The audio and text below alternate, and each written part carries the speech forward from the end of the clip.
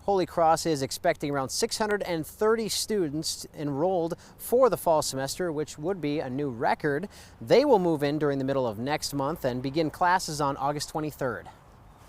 All right, and Joel, that empty field is already used for Notre Dame football parking. Will the demolition free up more spaces for football fans come fall? Terry, Brother Jesus certainly thinks so. As you can see on any typical game day Saturday, it's pretty packed to the gills out in that grass field. But he says the parking lot behind the school, where I'm currently standing, has around 200 spots, and says once the building itself is gone, that could free up as many as 150 additional spaces, something he says they plan to utilize come the fall, even before by the time, I should say, Notre Dame hosts Nevada on September 10th. Joel Porter talked to one of those men inside, and Joel, I can't imagine what those moments were like. Yes, that's right. Certainly right, Maureen. As we walked around the sidewalk here along Church and Port Street, several people on the sidewalk just can only watch the building as well as this large militarized presence outside, wondering, emotionally shaken, what exactly happened and if their own relatives are okay. Today, of course, Sheriff Bailey told reporters that this is a horrible day for the department, but he, like many others, are just waiting to figure out exactly what happened. Now, of course, the building itself was evacuated just minutes after the incident was reported. One man we spoke with says his wife and daughter were inside the building, and it took about 45 minutes before he got any answers. Here's what he had to say. Oh, I was horrified.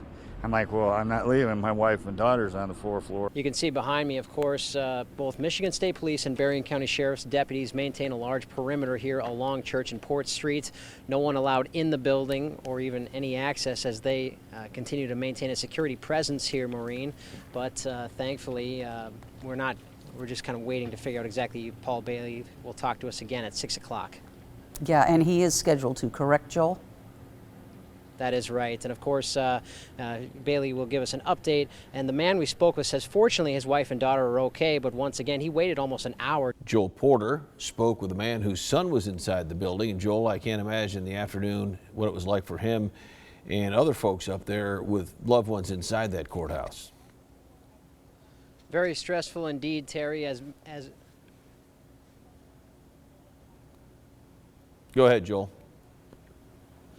Very stressful indeed, Terry, as many family members sitting, waiting outside the courthouse earlier today, just waiting because, of course, for many of the people going into this building, which is normally very secure, no cell phones in the building, so communication is very difficult as they watched as more and more police, both county deputies and state police, arrived to secure the building and maintain a perimeter. And one man I spoke with brought his son to town for an appointment with his probation officer today. Vern Barnett, who lives in South Haven, told me that he was parked outside in the shade when he says a deputy knocked on his window, told him it was unsafe and that he needed to leave. Barnett says that he is glad that the threat has since been stopped, but says that he too grieves for the fallen bailiffs. These people every day is in the line of fire one way or the other, but it's just an everyday thing, and then something happens unexpectedly. And that was an unexpected thing that happened, and it's a tragedy for everybody concerned.